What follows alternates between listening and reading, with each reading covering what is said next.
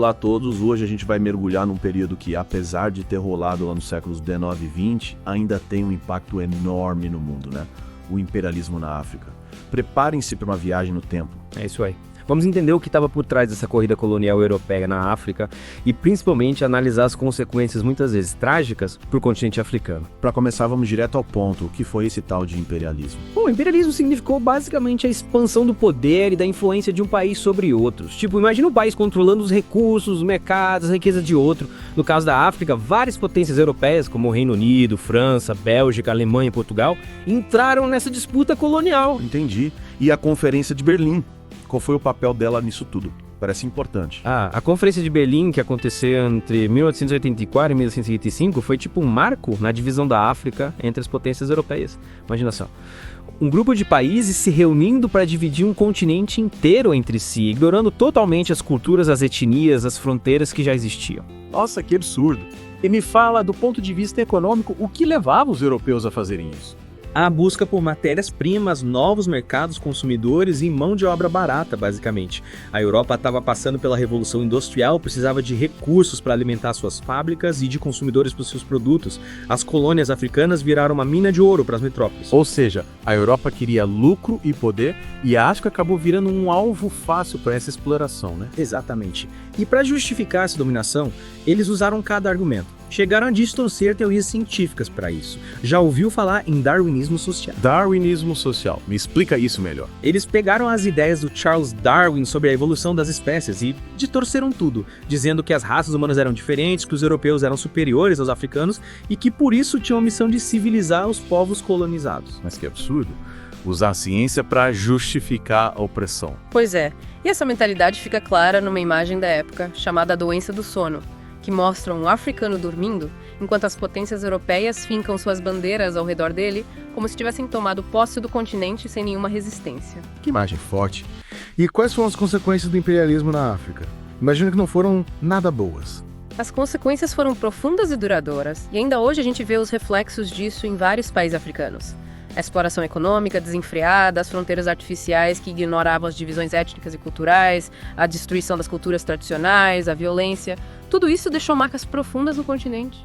É triste saber que a África sofreu tanto nas mãos das potências europeias e como essa dominação se refletiu na política da África. A imposição de um sistema de governo completamente alheio à realidade africana gerou muita instabilidade e vários conflitos. Imagina, um continente com suas próprias estruturas de poder, culturas milenares, e de repente chega um modelo europeu totalmente diferente e é imposto a eles. É como tentar encaixar peças de um quebra-cabeça que não se encaixam. E a economia da África, como foi impactada por essa exploração? A África virou basicamente um fornecedor de matérias-primas para as indústrias europeias. Eles extraíam tudo o que podiam: ouro, diamantes, madeira, borracha, café, algodão, e tudo isso ia para a Europa, deixando rastro de pobreza e miséria na África. Enquanto a Europa enriquecia, a África era explorada e empobrecida, é isso. E os africanos, como eram tratados nesse sistema, tinham algum benefício? Que nada. As colônias africanas eram vistas como mercados consumidores cativos para os produtos europeus. Muitas vezes, a população local era obrigada a comprar os produtos das metrópoles, criando um monopólio que só beneficiava os europeus. Que situação injusta. Além da exploração econômica, teve também a exploração da mão de obra, né? Como funcionava isso? A mão de obra africana era explorada de forma brutal, muitas vezes em condições parecidas com a escravidão. Trabalhar em condições precárias, com salários baixíssimos, só para enriquecer as potências coloniais. Essa era a realidade de muitos africanos durante a colonização. É revoltante ver como o sistema colonial é todo estruturado para beneficiar só um lado. Mas me diz, além da exploração econômica, da violência e da imposição política, que outros impactos o imperialismo teve na sociedade africana? Um dos aspectos mais perversos foi a tentativa de impor a cultura europeia como se fosse superior, menosprezando e destruindo as tradições e costumes locais. Impuseram suas línguas, suas religiões, seus sistemas de ensino, como se a cultura africana fosse inferior. Nossa, imagina o impacto disso na identidade e na autoestima dos povos africanos. Imagino que essa imposição cultural tenha gerado muita revolta e resistência, né? Acho importante a gente se aprofundar na questão da resistência africana. Você mencionou que eles não aceitaram passivamente a dominação, né? Sim, com certeza. A gente já viu como a imposição cultural, a exploração econômica e a violência geraram muita revolta, mas como essa resistência se manifestou na prática.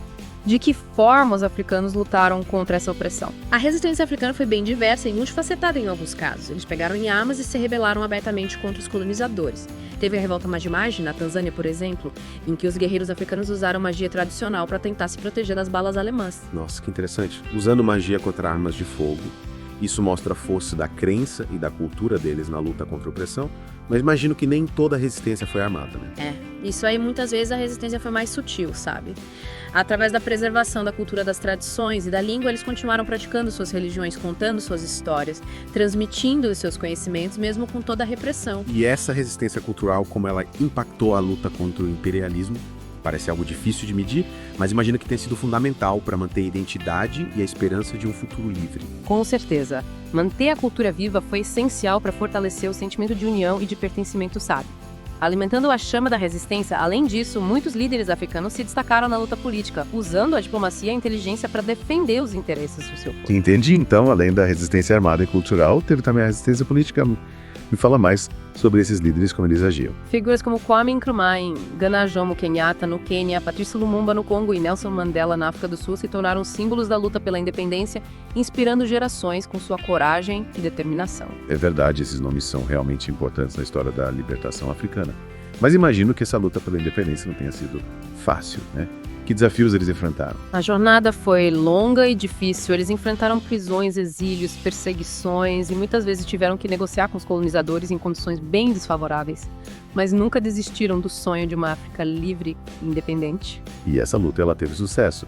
A África conseguiu se livrar do domínio europeu. Sim, ao longo do século XX, a maioria dos países africanos conquistou sua independência política, mas a luta ainda continua, pois as marcas do imperialismo ainda estão presentes na estrutura socioeconômica e política do continente. É como se a África tivesse se libertado das correntes, mas ainda estivesse se curando das feridas, né?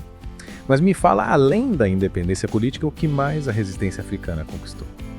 A resistência africana plantou sementes de esperança, de orgulho e de autodeterminação. Eles mostraram para o mundo que a África não era um continente passivo, mas um lugar de força, de cultura e de luta, e essa mensagem ecoa até os dias de hoje. E para a gente finalizar nossa conversa sobre o imperialismo na África, acho que valeria a pena a gente voltar para aquela imagem que você mencionou, a doença do sono. Ela me deixou bem curioso. Boa ideia. Essa imagem é bem poderosa e nos ajuda a entender como funcionava a propaganda imperialista, lembra? Ela mostra um homem africano dormindo profundamente enquanto as potências europeias dividem o continente entre si. Sim, lembro.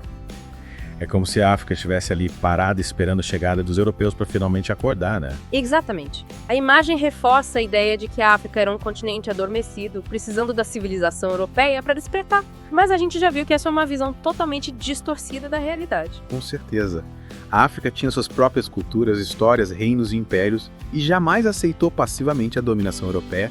Qual era a intenção por trás dessa imagem? Por que mostrá-la dessa forma? A intenção era basicamente justificar o injustificável. Ao retratar os africanos como inferiores e incapazes, eles tentavam legitimar a exploração e a dominação de... É como se a própria imagem fosse uma ferramenta de opressão, distorcendo a realidade para favorecer os colonizadores. Pois é.